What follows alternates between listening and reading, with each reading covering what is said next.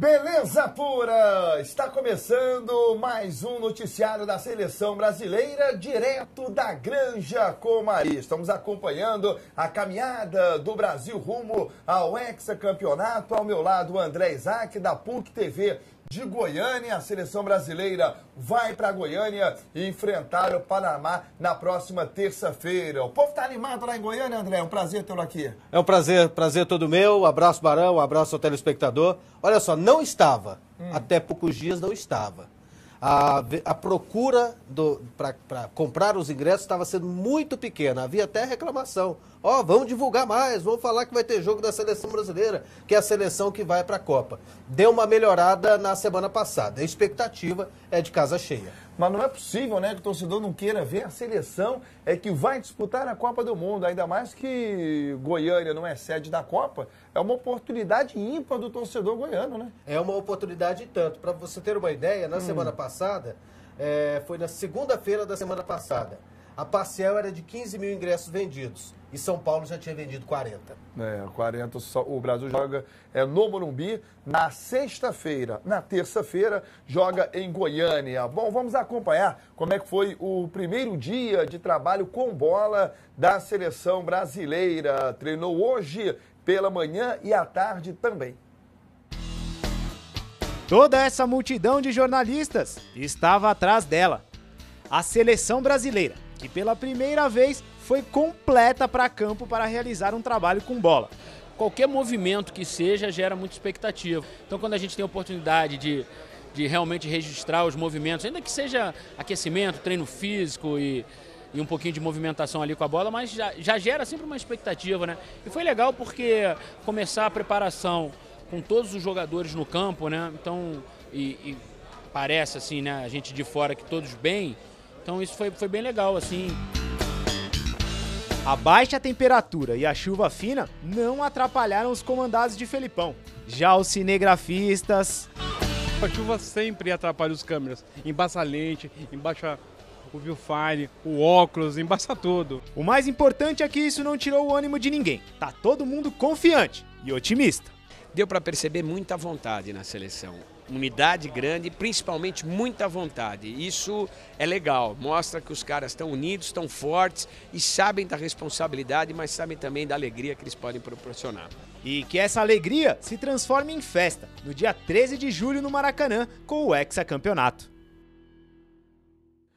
Não foi um treinamento puxado, foi muito mais para os jogadores soltarem a musculatura e matar as saudades da bola. No treinamento da tarde, o Thiago Silva, o Davi Luiz e o Maxwell não trabalharam, eles ficaram na sala de musculação. André, é bom ver a seleção em campo, né? Você está junto com a seleção brasileira, mas só acompanhar exame médico ninguém merece, né?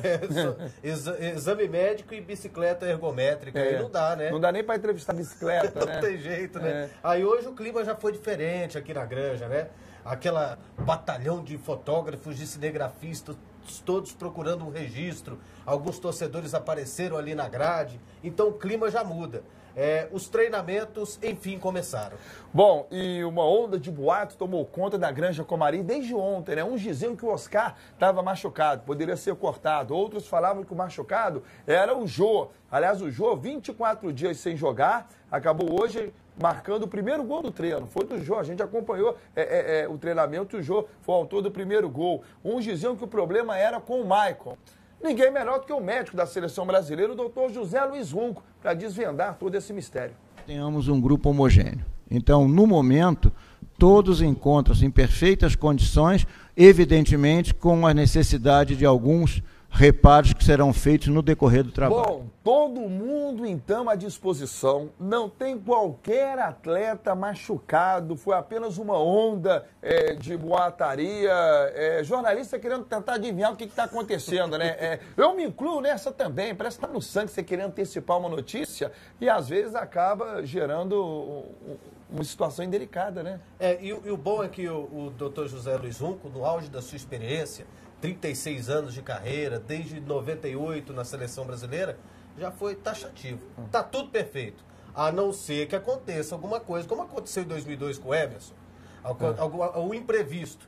mas está tudo dentro da normalidade. O Oscar pode até deixar a Granja Comari a qualquer momento, mas não por motivo de contusão. É que a qualquer momento ele pode ganhar uma filha e aí ele vai acompanhar o nascimento da filha. Por enquanto ele está aqui na Granja e será liberado para acompanhar o nascimento da filha, caso isso ocorra nos próximos dias. Um tema que é sempre batido na seleção brasileira é a Copa do Mundo de 50, por conta do Brasil ter perdido a final no Maracanã para o Uruguai. A Regina Brandão, psicóloga, chegou hoje na Granja Comari e vai trabalhar, aliás, já começou a trabalhar a cabeça dos jogadores contra a Copa de 50, né, o Maracanazo. E o médico da seleção, Dr. Runco, falou sobre esse tema também.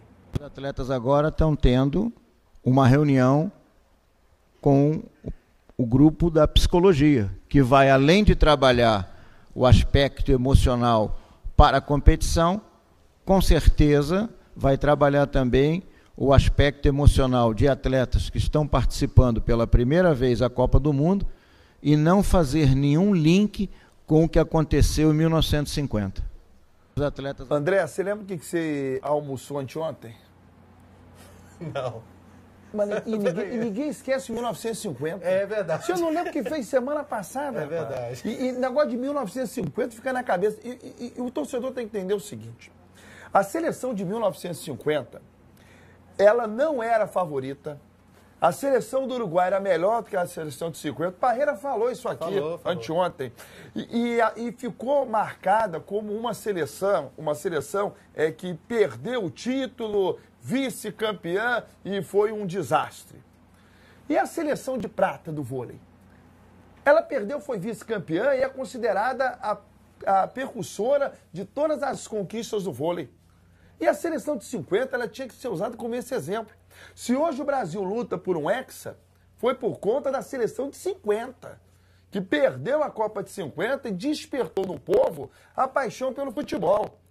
O que o povo brasileiro tinha que ter pela seleção de 50 é exatamente o que o povo tem pela geração de prata do vôlei, que foi a Olimpíada de 88, eu acho, em Atlanta.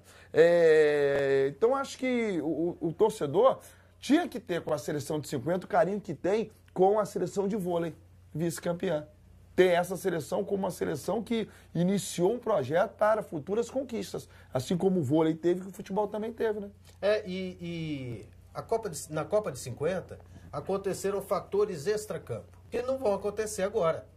Por exemplo, avisaram no sistema de som, agora entra em campo a seleção que hoje conquistará o título mundial. Quer dizer, aquilo ali mexeu com o Uruguai. Divulgaram jornais do dia, falaram, hoje o Brasil será campeão mundial. Então aquilo ali contagiou o grupo. Segundo Parreira, a situação é totalmente diferente. Segundo Parreira, políticos foram até o vestiário da seleção brasileira. Né? Houve tudo isso aí. Agora o psicólogo vai fazer o quê? Eu fiquei nessa dúvida. Vai falar para os jogadores esquecerem essa história ou não entrarem no oba-oba de 50?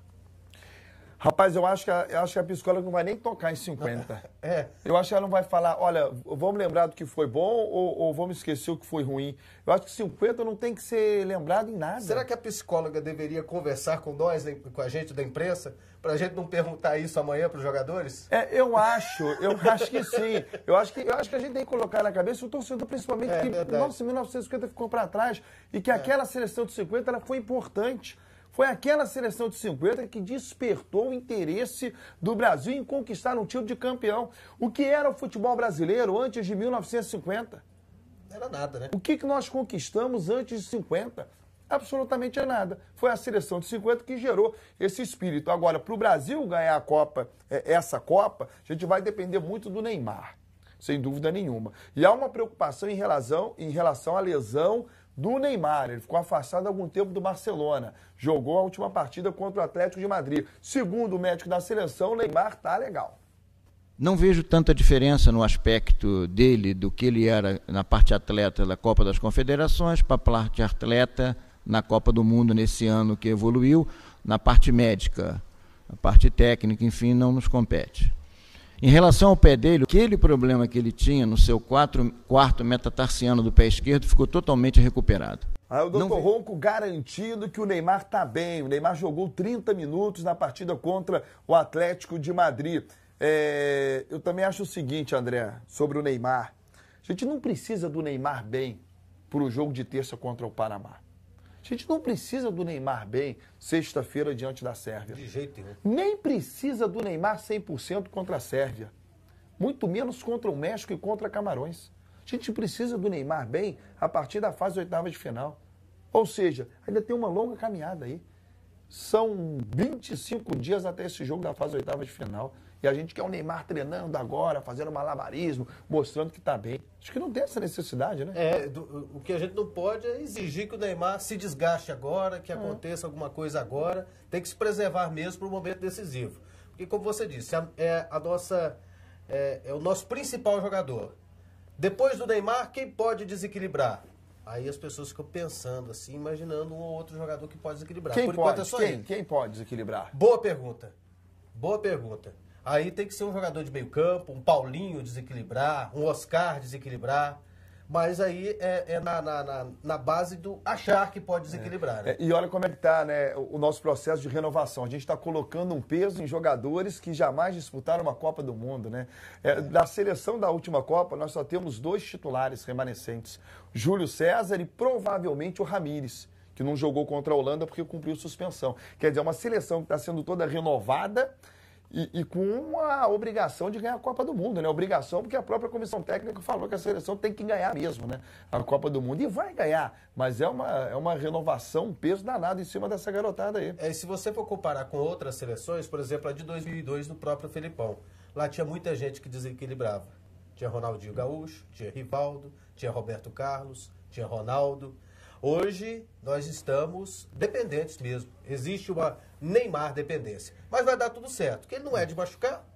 Ele é um jogador que ele entra em campo e desequilibra, então vai dar certo. André Isaac, você já viu o Neymar de cueca? Não vi não. Você vai ver já, porque vem aí o Jornal da Seleção, são imagens de bastidores, uma entrevista exclusiva com o capitão da Seleção Brasileira, Thiago Silva, e como os atletas passaram por uma bateria de exames, eles ficam quase que nus, semi-nus. E aí você vai acompanhar agora o Neymar de cuecas. Ok. Bom, André, foi um prazer tê-lo aqui. Obrigado, parabéns pelo trabalho. Tá? O André Isaac, da PUC TV de Goiânia, participando direto da Granja com o noticiário da Seleção Brasileira. Fique ligado, atualize a sua página, porque vem aí o Jornal da Seleção.